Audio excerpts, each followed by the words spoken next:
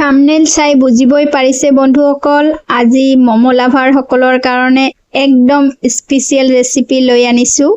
ঘৰৰ সৰু ডাঙৰ সকলোৰে স্পেচিয়েল হ'ব পৰা এটা একদম ডিলিচিয়াছ মমো ৰেচিপি লৈ আপোনালোকৰ ওচৰলৈ হাজিৰ হৈছো বন্ধুসকল। আজিৰ ভিডিঅ'ত আপোনালোকে দেখিব পাৰিব কেনেকৈ একেবাৰে কম সামগ্ৰীৰে ঘৰতে হেলদি মমো বনাব পাৰি।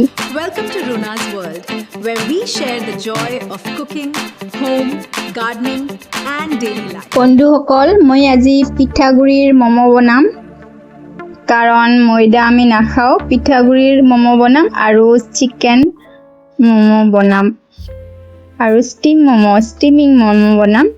তো এইটো হেলদিয়ে হ'ব।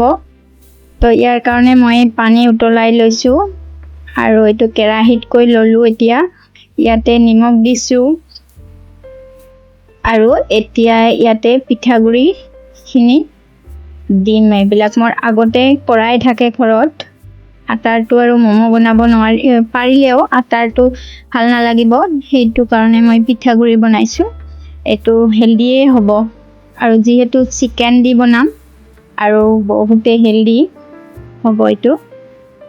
তো আপোনালোকে শেষলৈকে চাব, লগত থাকিব। যিসকল বন্ধু বান্ধৱী আজি মোৰ চেনেলত নতুন ভিজিট কৰিছে তেওঁলোককো বহুত ধন্যবাদ।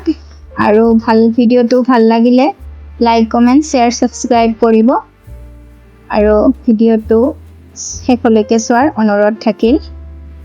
তো মই পিঠাগুড়িখিনি এনেকুৱা গৰম পানী দি কাৱা বুলি কওঁ আমি, এইটো কৰি লৈছোঁ আৰু এনেকুৱা ডোটো ৰেডি কৰি লৈছোঁ। ইয়াতে আপোনালোকে তেল দিব, অলপমান তেল দিলে আৰু বেছি ভাল হ'ব, ভাঙি নাযাব।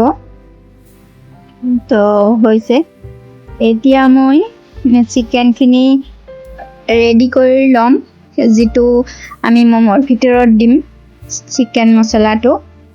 তো ইয়াৰ কাৰণে মই পিঁয়াজ, জলকীয়া, ধনিয়া পাত এইবিলাক কাটি লৈছোঁ আৰু ইয়াৰে অলপমান দিছোঁ আগতে আৰু অলপমান পিছত দিম। ইয়াতে আদা নহৰুও দিব লাগিব।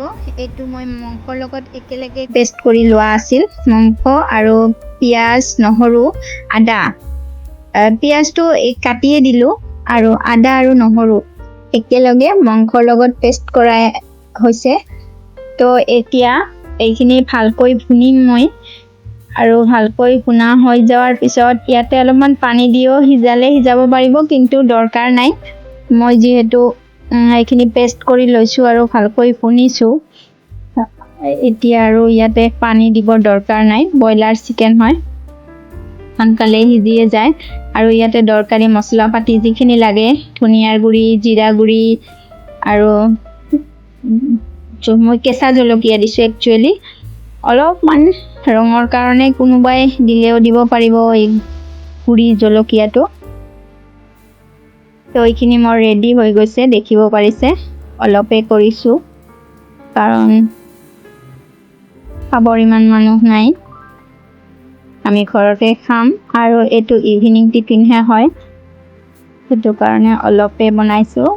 এইখিনি ৰেডি হৈ গৈছে। এতিয়া অনলি আমাৰ মমোৰ ডোটো যিটো ৰেডি কৰা আছে সেইটো এতিয়া বনাম আৰু বনাই কেনে ষ্টিম কৰিলেই হৈ যাব।